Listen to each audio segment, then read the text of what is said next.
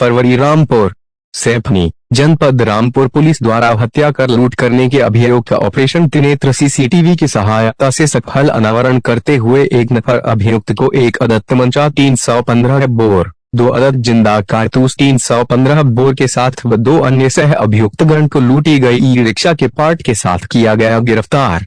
Police द्वारा गिरफ्तार अभियुक्त प्रेमपाल उर्फ नन्हे पुत्र शिव दयाल निवासी ढोलसर मतवाली थाना पटवाई जनपद रामपुर ने पूछताछ में बताया कि दिनांक 3 फरवरी 2025 को मैं व मेरे साथी प्रेमपाल उर्फ गब्बर पुत्र रामचंद्र निवासी ग्राम रीठ थाना कुड्ड फतेहगढ़ जनपद संभल व दीपक पुत्र नामालूम निवासी हरदोई ने मिलकर योजना के तहत बस स्टैंड शाहबाद के पास से एक ई रिक्शा लाल रंग का बिलारी जाने के लिए दोपहर के बाद बुक किया था तथा ई रिक्शा चालक को बताया था कि मुझे बहुत इमरजेंसी काम से बिलारी पहुंचना है।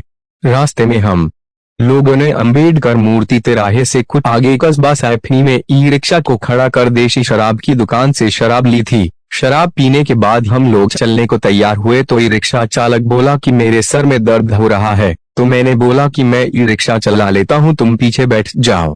ई रिक्शा चालक पीछे बैठ गया। सैफनी से करीब 4 किलोमीटर आगे रोजे की पुलिया से पहले थाना बिलारी क्षेत्र में हम तीनों ने मिलकर ई रिक्शा चालक को संग किनारे ले जाकर जोरदार धक्का मारा था, जिससे ई रिक्शा चालक पक्की संग पर मुंह के बल जाकर गिरा था और हम तीनों लोग उसकी ई रिक्शा व उसका मोबाइल फोन लेकर भाग गए थे।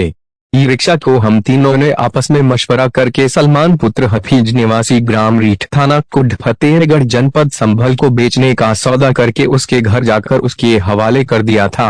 उक्त घटना के बारे में पुलिस अधीक्षक रामपुर श्री विद्यासागर मिश्र ने पत्रकारों को बताया कि ई रिक्शा चालक के साथ 3 व्यक्ति बैठ करके जाते हुए दिखे। विवेचना के क्रम में एक व्यक्ति की गिरफ्तारी हुई, जिसने यह स्वीकार किया कि हाँ, हम लोग ई रिक्शा चालक के साथ निकले थे और उसे नशीला पदार्थ खिलाए थे और खिला करके बिलारी क्षेत्र में उसको धक्का दे दिया।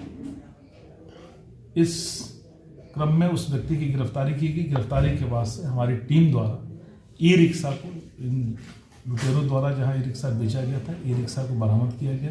इस क्रम में 3 लोग गिरफ्तार किए गए हैं, 2 लोगों की तलाश अभी जारी है। तो ये लूट की घटना खुलासा हुआ है? जी, ये लूट के साथ साथ लूटने के क्रम में इनके द्वारा ई रिक्शा चालक को धक्का दे दिया गया था, जिससे उसकी मृत्यु हो गई थी। उसी क्रम में ये खुलासा किया। अज्ञात में मुकदमा दर्ज हुआ था? हाँ, अभियोग अज्ञात में पंजीकृत हुआ।